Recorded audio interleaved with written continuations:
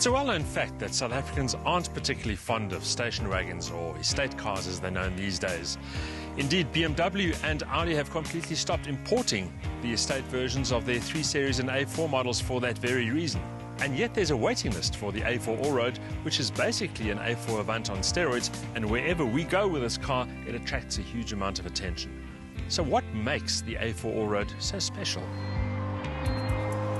I suppose the fact that it's only available in limited numbers and the exclusivity that implies is one reason. There's also the promise of SUV-style all-terrain versatility, but for most it's the Allroad's visual presence.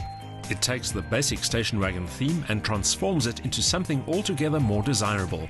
Best of all, it's not just a pretty face. We could devote an entire program to the benefits offered by the Audi A4 Allroad, starting off with its versatility. This large opening tailgate offers convenient access to a generous luggage compartment, which can be made even bigger by folding the rear seats flat. Then, of course, it's also versatile in dynamic terms because with its underbody protection, its quattro all-wheel drive and its raised stance, it's as at home on the road as it is off it. From an aesthetic perspective, it is the kind of car that turns heads, and as far as comfort and convenience are concerned, it has all the bells and whistles. Our long-termer was fitted with some tempting extras, including sat-nav and 3G cellular connectivity, as well as electric seat adjustment, Xenon Plus headlights, Bluetooth, rear park distance control, and a full-length glass sunroof. That list added some 90,000 Rand to the asking price. The Allroad spent much of its time with us commuting on urban routes.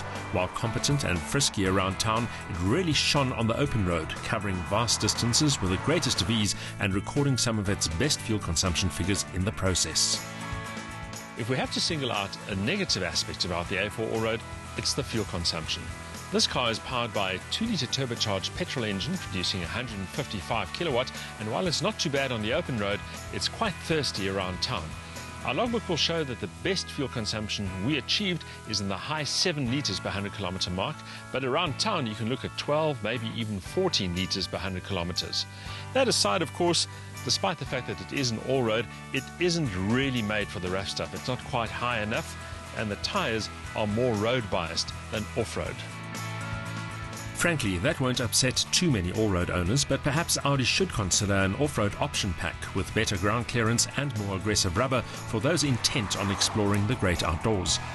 In reliability terms, our A4 didn't miss a beat, and there were absolutely no mechanical issues to complain about. The scheduled 15,000 kilometre service carried out by Audi Centre Fourways was handled briskly and efficiently and was covered under the 5-year maintenance plan. Impeccable quality meant that the Allroad still looks as good as new after 12 months, and that despite enduring substantial hailstorm damage that was flawlessly repaired by Cornwright Motors in Midrand. The monsoon grey paint finish suits the A4 to a T. 12 months in the company of the Audi A4 Allroad have highlighted just why it is such a popular vehicle. It has a lot of visual appeal thanks to that raised stance and macho add-ons, while from a dynamic point of view, the combination of the turbocharged engine, quattro all-wheel drive, and of course the S-tronic gearbox make it a very fleet-footed performer.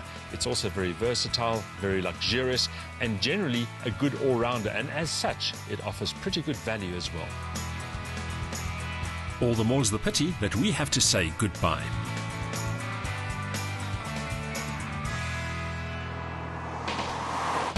With high demand for the Allroad, used examples are scarce and they command good resale value. Just goes to show that station wagons can be desirable.